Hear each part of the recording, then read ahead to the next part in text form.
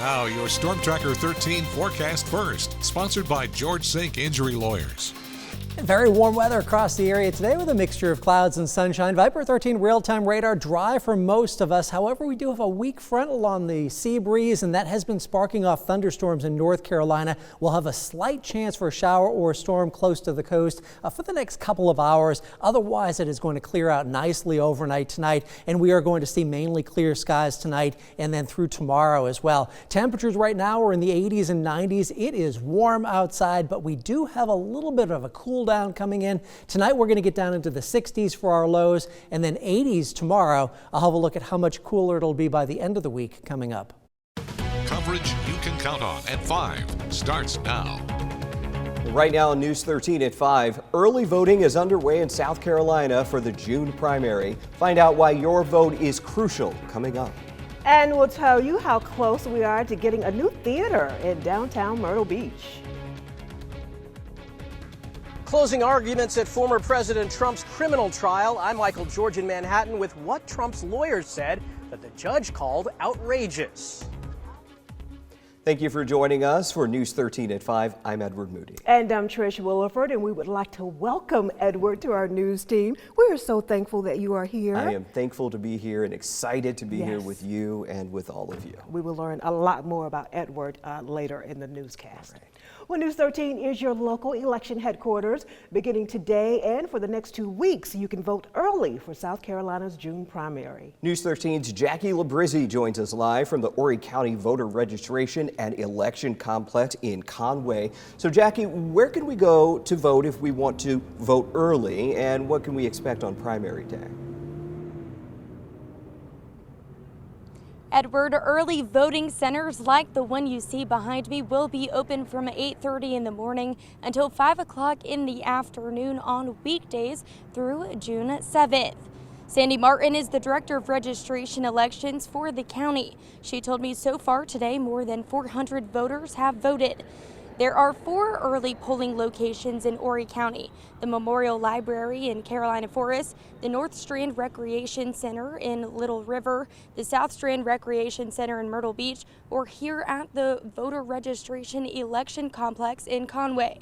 Martin says unlike February, all county precincts will be open except for Race Path number 2 in Conway because of school relocation. She says you cannot vote in both parties' primary, and it's important to know who's on your ballot. Voting is very important. Primaries are, a very important part of the process because, a lot of the races are determined in the primary because there won't be any opposition in November. So, it's very important that everyone get out and exercise the right to vote. Martin reminds those voting to have your photo ID available. And coming up on News 13 at 6, hear from a political science professor at Coastal Carolina University. He talks about a race he's seen promoted around Conway. Live in Conway, Jackie Labrizzi, News 13. Jackie, thank you. The Myrtle Beach City Council and Coastal Carolina University gave final approval and agreements for the renovated Broadway Theater in downtown Myrtle Beach. News 13's Gracie Fusco tells us what the next steps are and when people can expect to utilize the theater. Officials say this project has been a long time coming, and not only will this theater be the arts anchor of the Arts and Innovation District, but construction is expected to begin next month. The first reading was approved in February of this year, and since then it has taken 3 months to finalize the agreements. Coastal Carolina University will be the manager and operator for the new theater for the next 5 years. Under the terms of the deal, CCU will use the theater at least 150 days of the year and book third parties at least 100 days of the year. The agreement allows the city to have access for 30 days a year that can be donated to nonprofits and other organizations. Assistant City Manager Brian Tucker says this is an exciting time for the city, CCU, and the residents. The financial structure to finance this project is very complicated and complex, and it's taken us about 3 months to get all of that work done. So that was finalized today. We have bid the project out, so we heard final numbers today. So yes, come June the 20th, I believe, we will be ready to begin construction. The theater is expected to open sometime between April and August of next year. Coming up on News 13 at 6, hear from CCU's president about what this partnership means for the university and its students. Reporting in Myrtle Beach, Gracie Fusco, News 13. New at 5, another trial delay in the case of suspended Marlboro County Sheriff Charles Lemon. Lemon was set for jury selection next week, but the case docket now shows the trial will not happen until August 13th in Florence. An indictment alleges that in May 2020, Lemon directed now former Deputy David Cook to use a taser on a prisoner without legal justification. Cook pleaded guilty to the charge in federal court earlier this year. Count on News 13 for updates on air and online. For the first time since Micah Miller's death, a former pastor at Solid Rock Church is speaking out, only to News 13. In our exclusive conversation, Bernard Kinnerson says John Paul Miller was not the man he led the congregation nor the public to believe he was. Kinnerson served as a church leader starting in 2023, but left Solid Rock just days after Micah Miller's death by suicide. Coming up at 6, why he says his revelations about John Paul have left him physically and mentally sick. Horry County Police arrested 2 people after police say 2 kids in their care were beaten and locked in a room. Devon Moore and Alicia Washington both face 2 counts of kidnapping, 2 counts of abandonment of children, and 2 counts of abuse inflicting great bodily injury upon a child. The 2 boys were found around 12:30 a.m. on May 7th at the Seacoast Youth Academy on Bay Road. Police say both boys had lacerations, scars, and bruising on their bodies. One of the boys told police that since December, Washington and Moore would lock him up for hours and tie their hands and feet together. Police say he also went without food, water, and bathroom privileges. The boys were taken into protective custody. Moore and Washington remain in custody at J. Reuben Long. One person is dead after an early morning shooting in Horry County. Horry County police say it happened just after 2:30 this morning on South Highway 701 and Gurley Road. Now, we're told 2 people were found shot in a car and the passenger died. The other person is in critical condition. We're still asking questions about what happened. Once we get those answers, we will pass them along to you. Well, closing arguments are wrapping up in former President Donald Trump's so-called hush money trial. For weeks, jurors have heard testimony, and tomorrow it's expected they'll begin deliberations. Michael George is outside the Manhattan Criminal Court with the latest. Former President Donald Trump headed back into court Tuesday to hear closing arguments from prosecutors. He's charged with falsifying business records to interfere with the 2016 election. They are going to want to take a really broad look at all of the evidence, take a walk down memory lane over the past 5 weeks of testimony. Before lunch, the jury heard 3 hours of closing arguments from defense lawyer Todd Blanche attacking the prosecution's key witness, Michael Cohen. Cohen testified he was acting on Trump's behalf when he paid hush money to porn star Stormy Daniels prior to the 2016 election. They're hearing a constant refrain from Todd Blanche, the former president's attorney, which is Cohen the liar, Cohen the liar, Cohen the liar. Blanche concluded by asking jurors to not send his client to prison. After the jury left, Judge Juan Merchan reprimanded Blanche, calling the comment outrageous.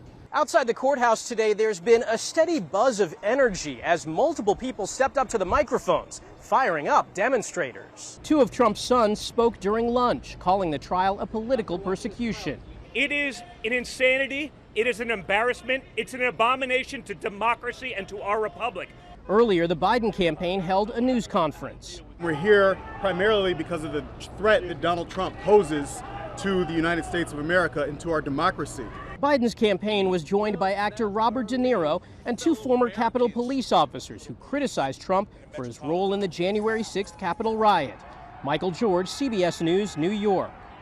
In a separate Trump case dealing with classified documents, a Florida judge has denied prosecutors' request to bar Trump from making public statements that could endanger law enforcement agents. Last week, Trump falsely claimed that FBI agents who searched his Florida estate in 2022 were authorized to shoot him.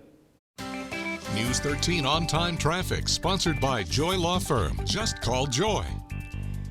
And traffic right now on 501 between CCU and Carolina Forest looking pretty good, just an occasional slowdown. There is an accident beach bound over the Intercoastal Waterway Bridge. That is down to one lane, so that is the slowdown beach bound, but right now no problems near CCU. On 501 from Carolina Forest to CCU, that'll take 6 minutes, 17 in both directions along the Grand Strand. That's moving at or a little bit slower than normal for this time of day. In the Florence area looking okay, no problems in town. No issues on I-95. Currently on 95 from TV Road to 76, that'll take 10 minutes. Palmetto from 5 Points to Irby Street will take 5 minutes, and 52 from Palmetto to I-95 will take 7 minutes. All right, thank you, Frank. A new aviation camp took flight today in Lake City, aiming to inspire the next generation of pilots and STEM professionals. News 13's Tamika Jackson spent the day at the Dr. Ronald McNair Life History Center and has more on this exciting initiative. This 4-day aviation camp is for students ages 13 to 17 and is taking place right here at the Dr. Ronald McNair Life History Center. The camp is a collaborative effort between Florence School District 3, the class of 82 alumni, the Ron McNair Committee, and other contributors. Propel Flight School is providing hands-on instruction covering topics like rocket building, drone flying, and aerodynamics. Pilot and director of Camp Propel, Todd Troy, says this camp will help educate students on the unlimited career possibilities in the aviation field. The career field when it comes to aviation is so wide open right now. There's a shortage of pilots, but there's also a shortage of air traffic controllers. There's a shortage of engineers building spacecraft, building airplanes. So if anything comes from this camp, it's just about kids looking beyond where they are and looking not just on the horizon, but looking to the skies. The camp ends Friday with students receiving graduation certificates and their very own wings. Reporting from Lake City, Tamika Jackson, News 13. SpaceX Falcon 9 launched 23 Starlink satellites into orbit today. The launch took place at Cape Canaveral Space Station in Florida. This is the 10th flight for the first stage boosters supporting this mission. Clemson's head football coach, Dabo Sweeney, handed out robotic ducks to children today. The coach visited the Prisma Health Children's Hospital in Greenville. The ducks are meant to help with stress and anxiety as these kids go through treatments for cancer and sickle cell disease. The ducks will also be able to help the kids communicate their feelings, prepare for procedures, practice distraction techniques, and more. After the kids went on a scavenger hunt, they met with the president of AFLAC and Coach Sweeney. Where are the feelings? The feelings are inside. Any chance like this where they get to be kids and do something that's special and meant for them helps to take away some of that sense of being alone. My duck, I get to take care of it, and he gets to take care of me. More than 30,000 ducks have been handed out to children across the country. Still to come on News 13 at 5, dozens of civilians were killed in what Israeli Prime Minister Benjamin Netanyahu calls a, quote, tragic mishap. Reaction from the White House after the break. And you're taking a live look over downtown Myrtle Beach from our camera on top of the Ripley's Believe It or Not building. Stay with us. News 13 at 5 is back after this.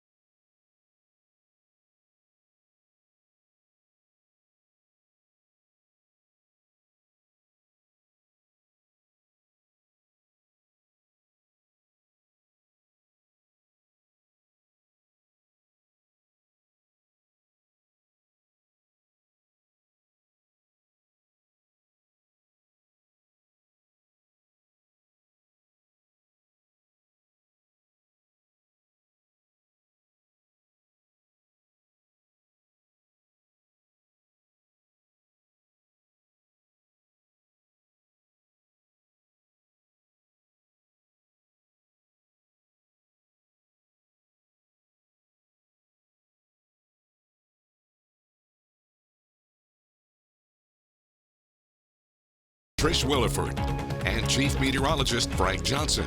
You're watching Number 1, News 13 at 5. Today, the White House faced questions about Israel's recent deadly attack at a Rafah refugee camp. Israel's prime minister calls the strike, which killed 2 Hamas targets and at least 45 people, quote, a tragic mishap, and is promising military investigation. Raquel Martin reports from Washington, D.C. I have no policy changes to speak to. It just happened. The White House is not laying out any new consequences for Israel following a deadly Israeli strike near a Rafah refugee camp Sunday. So how does this not violate the red line that the president laid out? As I said, we don't want to see a major ground operation. We haven't seen that at this point. Israeli officials insist the strike was targeted and eliminated 2 Hamas senior officials. However, the fire that erupted killed more than 40 civilians. 8 were children. Israel, of course, has a right to go after Hamas.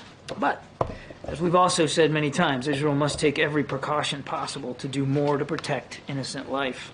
Israeli Prime Minister Benjamin Netanyahu is calling the strike a tragic mishap and is promising an investigation. We will be watching those results closely. The State Department says it has many questions about how the fire started. Israel suggests Hamas stored ammunition nearby. It's not clear how it was ignited, especially, as I said, when it's over a kilometer and a half from the location of the strike. We need to find out how that happened. Many international groups are not awaiting Israel's explanation. WHO deplores the attack and are demanding an immediate ceasefire, citing a growing humanitarian and hunger crisis in Gaza. Netanyahu is promising to press ahead to eliminate all Hamas targets. Right now, dozens of Palestinians are trying to flee Rafah as Israeli airstrikes intensify. In Washington, Raquel Martin. And warm weather across the area today. Many places made it into the 90s. I'll have a look at when we're going to cool down a little bit coming up next.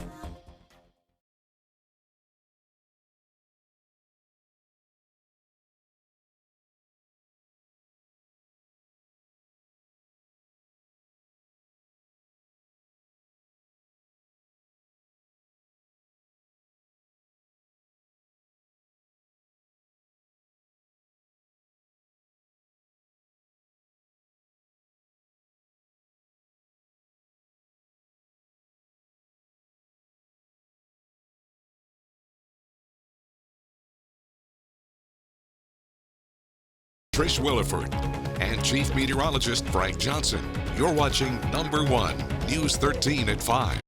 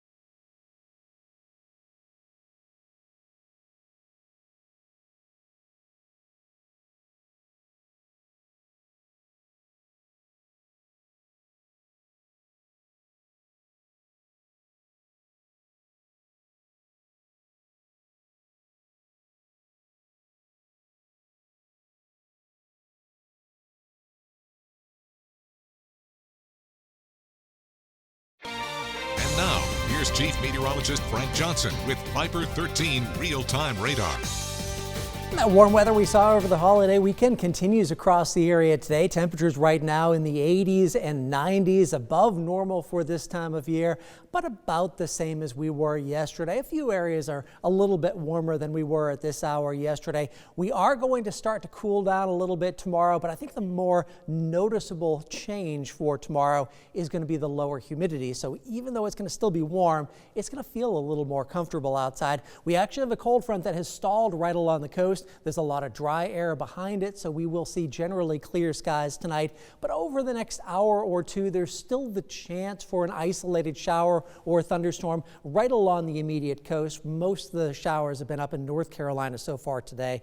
But once the sun sets, that sea breeze goes away, and that allows the cold front to push offshore, and that'll get rid of any rain chances later on this evening. So our forecast looks like this: clear to partly cloudy sky. Can't rule out an isolated shower or thunderstorm over the next hour or two. But other than that, we're going to stay mainly clear overnight tonight. Winds turning around to the northwest, and that's going to blow in some drier air. Not really much cooler to start off with, but lower humidity, and that will be cooling us down throughout the rest of the week. So our headlines for tonight: clear overnight tonight. That lower humidity noticeable for tomorrow. It's going to be quite comfortable outside tomorrow, and it is going to continue through the rest of the week. Lots of sunshine, temperatures in the 80s, but comfortable with that lower humidity. Out in the tropics, things are quiet right now. Nothing going on in the tropical Atlantic. We've been following a few tropical waves moving across the ocean, but none of them look like they're going to develop. Hurricane season starts less than a week, but for the next 7 days, we're not expecting anything to develop.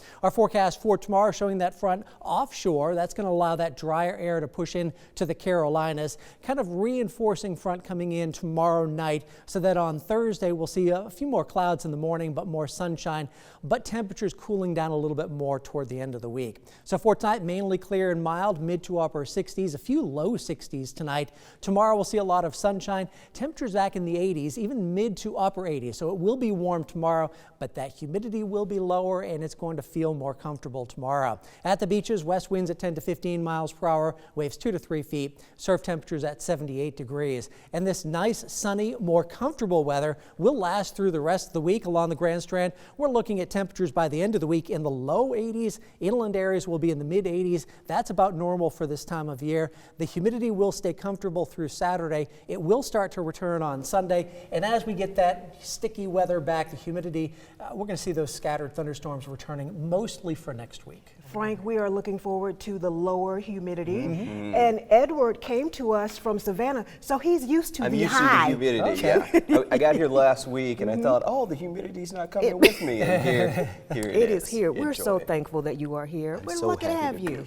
I'm so happy to be here. I'm lucky to be here. I'm still on the coast. Yes. I'm 3.5 hours away from family in Savannah, and so this worked out wonderfully. And where's home? Home is Kansas City, Missouri, Oh. but originally, but home is where my mom is. Yes. And so my mom's in Savannah, Georgia, Wonderful. where you once worked. And interesting enough, Edward actually replaced me when I left Savannah and went to Charlotte. Yes. Isn't it weird how life works? It's a small business, and it's weird how small life business. works. Yes, but I'm thrilled to be here. Yeah, we're ready to get to work. Ready to get to work. Welcome, That's right. Edward. All right, stay with us. We'll be right back.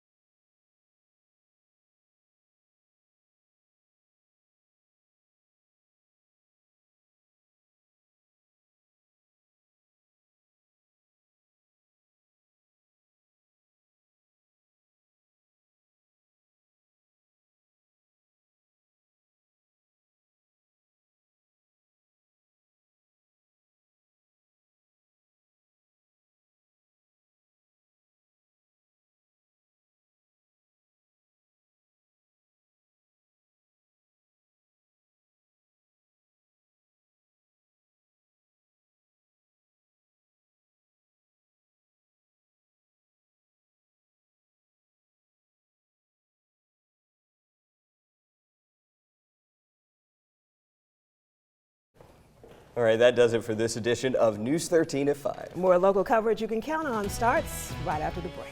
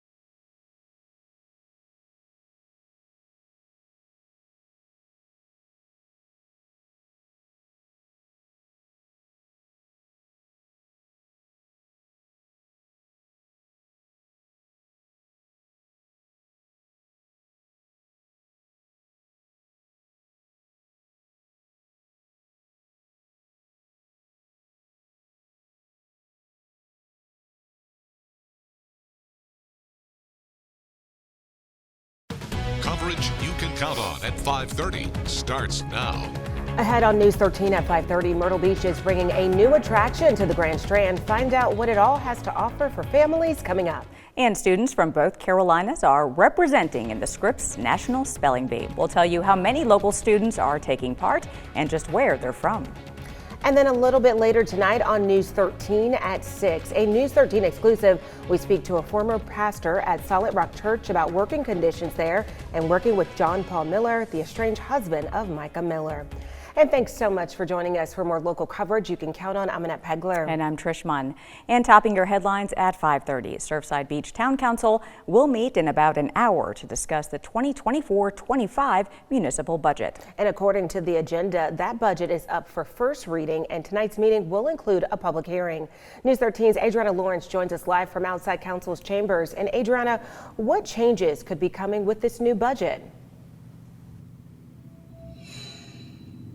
Annette, Trish, taking a look at it as a whole, it's a $22.5 million proposed budget, majorly affecting the police and fire departments. It includes hiring 7 firefighters and 5 part-time firefighters. It eliminates the deputy fire chief position and freezing 2 police and 1 facilities position. Some of these changes come after council decided at a recent special meeting to lease police and fire vehicles instead of purchasing them, saving it about $110,000. Town employees could also see a $300,000 raise and $1,500 for part-time 20-hour employees. And a 4 mil tax increase is also proposed. Coming up on News 13 at 11, I'll have a full report on what council decided and what residents had to say. Live in Surfside Beach, Adriana Lawrence, News 13. Thank you, Adriana. Today, Myrtle Beach City Council gave final approval for the $80 million surf park that will eventually go up along Robert Grissom Parkway in Myrtle Beach. This project was first approved back in September of 2022. Since then, the park's buyers have asked for extensions, including a third one today for an additional 12 months.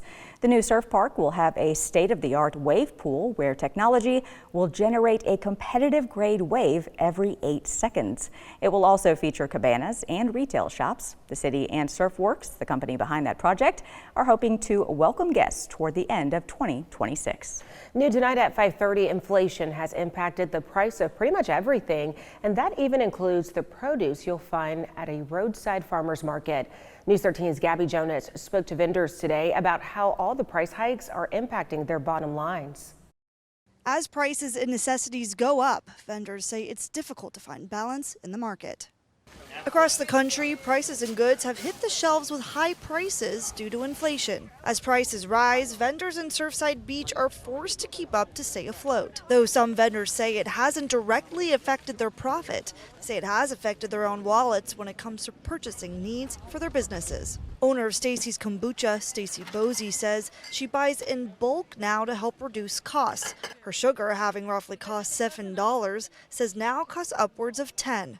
Conway's local honey favorite, Mountain Man Honey, says their business not only suffers from inflation, but also from the lack of beads needed to make it. A lot of people that have been coming to us for a long time, they're like, I remember when, like I said, the quarts were $20, what happened? And for us to have to go, we have to charge you, almost double. So our sponge are going for 15. Those used to go for 10, so those have gone up about, a third. The half pints are 10, my pints are 20, and then the quarts are 35. So those have seen almost a 50%, actually 100% increase in price over the course of about 5 years.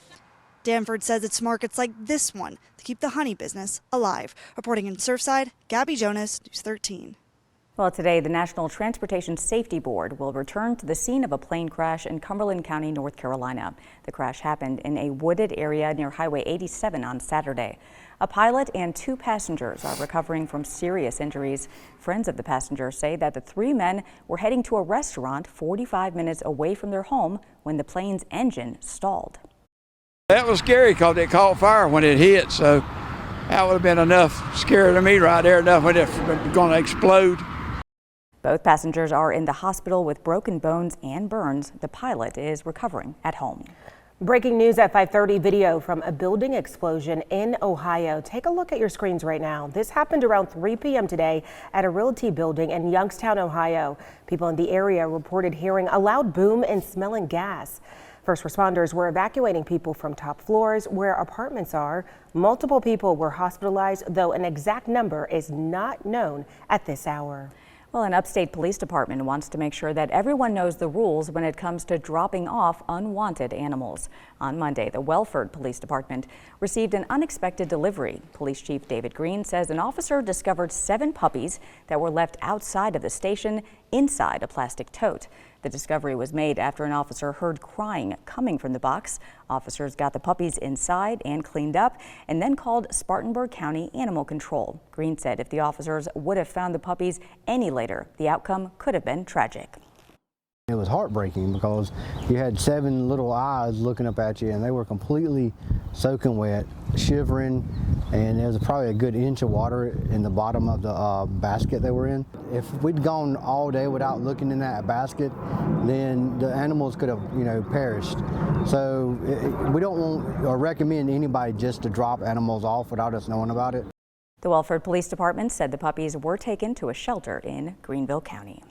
Well, it's time now for a first look at your forecast, and it's heating up in our area, but when will we officially get that cool down? Well, Chief Meteorologist Frank Johnson has that answer right now in his full forecast. Frank? And we do have some cooler weather coming in as we head through the next several days. It's going to be a slow cool down. It actually starts with tonight. We do have a cold front that has pushed into and stalled right along the coast. There have been thunderstorms today in North Carolina. They're staying up to the north, but we also have a few showers right now on Viper 13 real-time radar in Williamsburg County. We will have the chance over the next couple of hours for a shower or thunderstorm along the Grand Strand. But as the front pushes offshore later on this evening, we're going to dry out, and we've got a lot of dry air air. Back to our west, skies will be generally clear overnight tonight, and some lower humidity will be rolling in as well. And that's going to bring in that slow cool down over the next few days. Temperatures outside right now are in the 80s and low 90s, so it is quite warm outside. Temperatures will cool as we head through the evening hours, getting down into the 60s tonight. Sunshine back tomorrow into the 80s, but lower humidity. I'll have a look at how long this more comfortable weather will last coming up. Frank, thank you. It's the final stretch of former President Donald Trump's hush money trial out of New York. After more than 4 weeks of testimony and witnesses, the case will soon be in the hands of the jury. Washington correspondent Basil John reports. Today, prosecutors and lawyers for former President Donald Trump are making their closing arguments for this case. It's the final opportunity to address the jurors. Make no mistake about it. I'm here because of crooked Joe Biden. The former president again criticized the trial and President Joe Biden before entering the courtroom. But this is all election hunting, election interfering. It's going after Joe Biden's political opponent. Biden campaign surrogates, including actor Robert De Niro, showed up outside the courthouse, but didn't address the trial itself, instead talking about Trump, the presidential candidate. Trump bought their votes with outrageous lies and empty promises. He got the most religious evangelicals to applaud a sinner who bragged about sexual assault. The jury has to consider 34 charges against the Republican nominee, and if he is found guilty, he could face prison time. On CNN's State of the Union, South Carolina Senator Tim Scott defended the former president, saying Trump is not guilty. Well, there's no crime, so I assume that they will actually find him innocent. If the jury finds Trump not guilty on all 34 counts, the prosecution will not be allowed to try the former president again. We want to see fairness, no thumb on the scales. If that's the case, he will be found innocent. Deliberations are expected to start Wednesday. There's no way of knowing how long it could take for the jury to reach a verdict. Reporting in New York City, I'm Basil John. On-time traffic sponsored by Bell & Bell Little River. All roads lead to Bell & Bell. And traffic has slowed down on 501 between CCU and Carolina Forest. Conway bound traffic is slow. Also on 544, we do have some slowdowns in and around CCU right now. Drive times along the Grand Strand on 501 from Carolina Forest to CCU. That's going to take 22 minutes. 17 in both directions along the Grand Strand. That's running at or a little bit slower than normal for this time of day. In the Florence area, looking okay in town. No big issues right now. I-95 is moving along nicely. Currently on 95 from TV Road to 76. That'll take 10 minutes. Palmetto from 5 Points to Irby Street will take 4 minutes. In 52 from Palmetto to I-95 will take 7 minutes. Frank, thank you. Today is the preliminary round for the Scripps National Spelling Bee, and we have some spellers representing both North and South Carolina. There are 245 students taking part from all 50 states, all competing to be the best speller in the entire country. 8 students represent North Carolina that are between the ages of 12 and 14 and grades 6th through 8th grade. 4 of those students attend school in Charlotte. They're also from Durham, Fayetteville, Lillington, and Smithfield. From South Carolina, there's 5 kids competing. They're representing Charleston, Clover, Florence, Greer, and Spartanburg. Well, New York Times bestselling author John Grisham is returning to the beach for his milestone 50th book. Camino Ghosts tells the story of a fight over the fictional Dark Isle between Georgia and Florida that once served as a refuge for enslaved people who had escaped. The novel is the 3rd book in Grisham's Camino Island trilogy. Grisham appeared on CBS Mornings to discuss what readers can expect. I hope they get a good dose of history, because we don't do a good job of teaching all that history of enslaved people, the slave trade. We sort of gloss over that. And so you get a pretty good dose of what they went through Lovely's, her ancestors' eyes and experiences. The audiobook for Camino Ghosts is narrated by EGOT winner Whoopi Goldberg. The thriller is on sale now. And just ahead on News 13 at 5:30, the fallout continues after an Israeli airstrike on a tent encampment in Gaza. What an initial report has to say about that bombing, coming up after the break. But before we head to break, let's head outside at 5:40. You're taking a live look over Little River. Stay with us. News 13 at 5:30 is back in just a few minutes.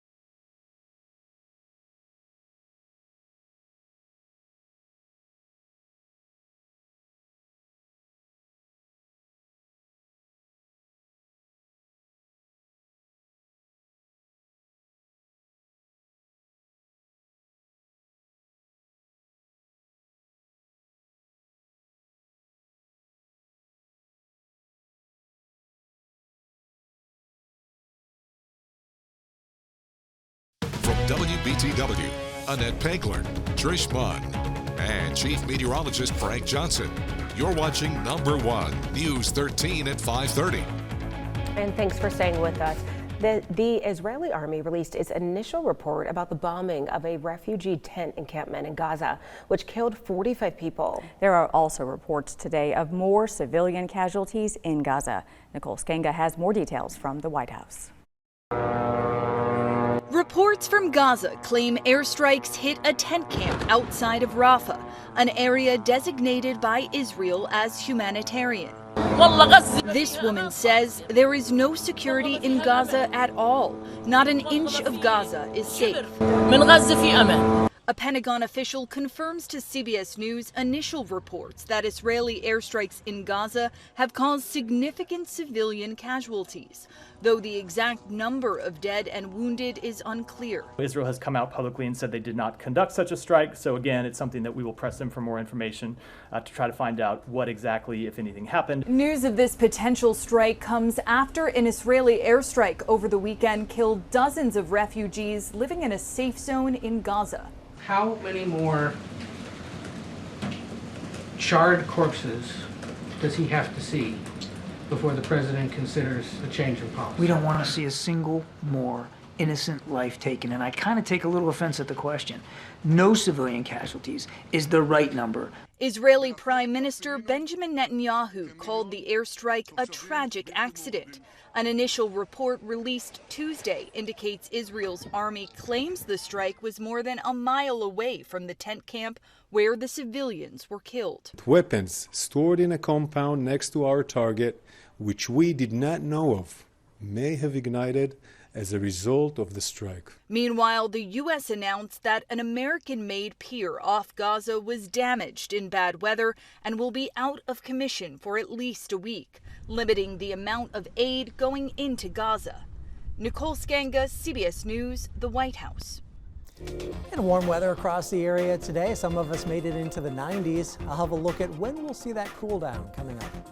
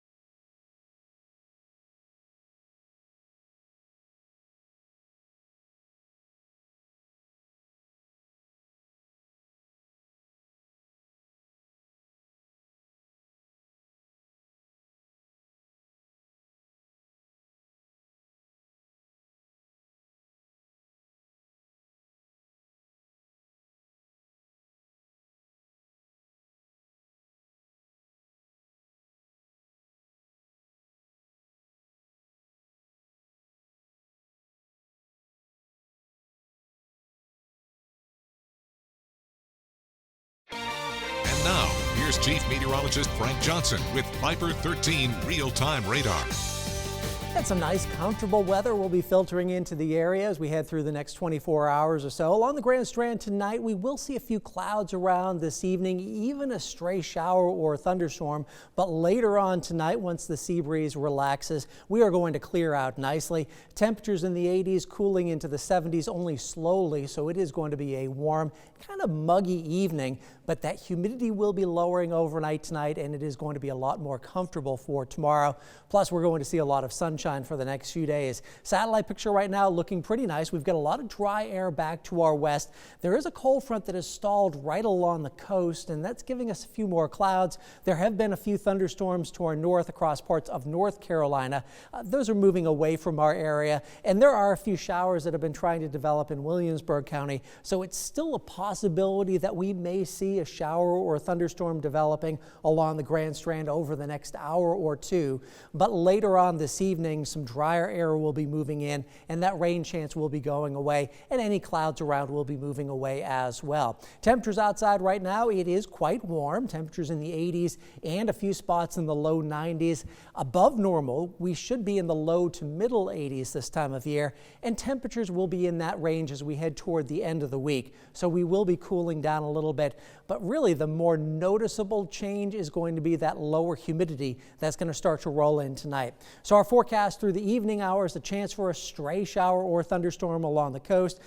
Otherwise, we're going to be dry, and any clouds around will be clearing out overnight tonight. Notice winds turn around to the northwest. That is going to be pushing in that drier air late night tonight and then through the day tomorrow. So likely going to notice tomorrow some more comfortable humidity, and that's going to continue through the rest of the week.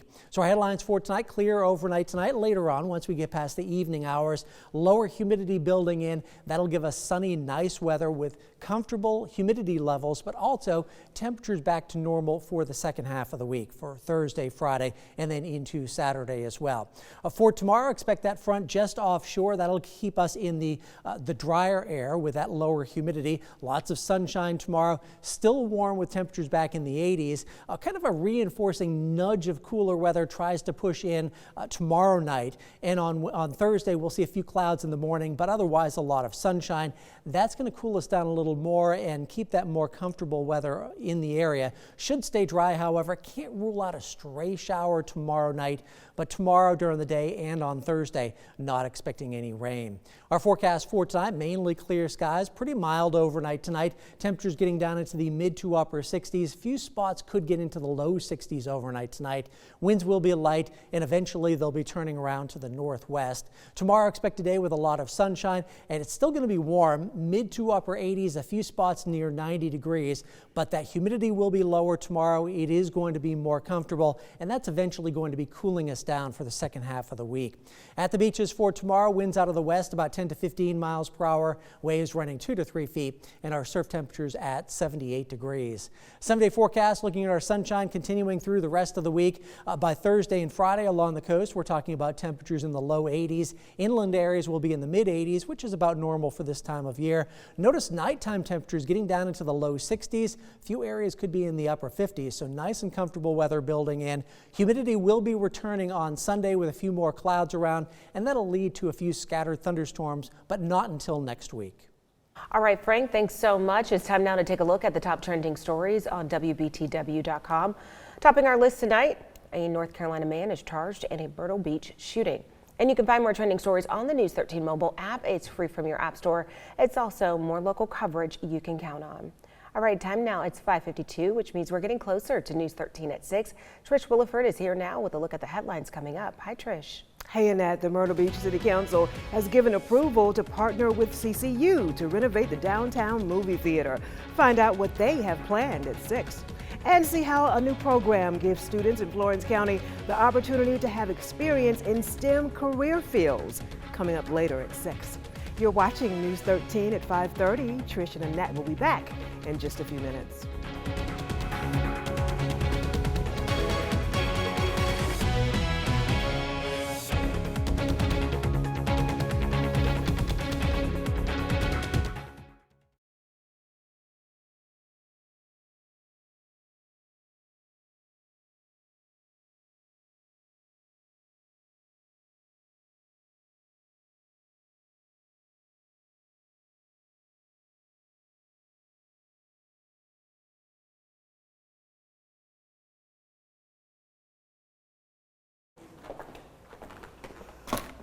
Whew.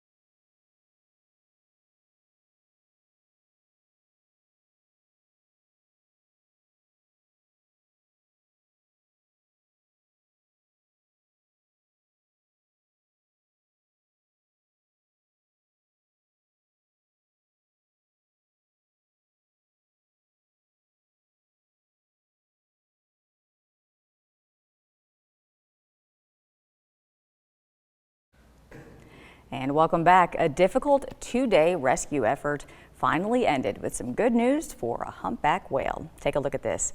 The whale was freed from fishing gear off of Australia's west coast.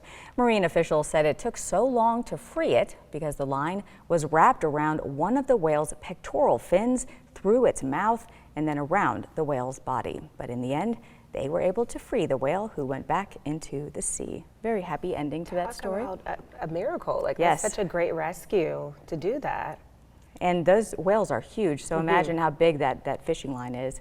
People just need to be careful in general, you know, because there's all kinds of marine wildlife out there. So absolutely. I was on the boat this weekend and tried to be very safe, and we saw some dolphins while we were on our trip, so that's always cool. But you're right, like, it's just really important to stay safe on that water, but so happy for this whale, you know, able to live free. Definitely. So, awesome. Well, that's a wrap for News 13 at 5:30, but stay with us. More local coverage you can count on continues next on News 13 at 6.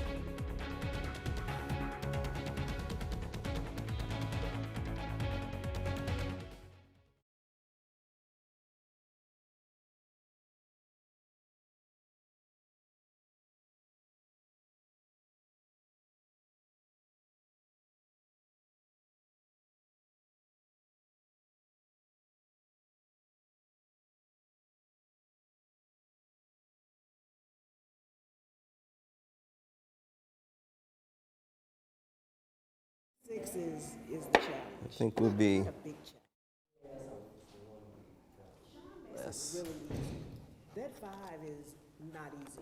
Yeah, I don't it's care not who easy. produces it. It's not easy. Check 1, 2, 3. Hello. Mic check 1 2 1 2 1 2. Hi, mic check 1 2 3 4 5.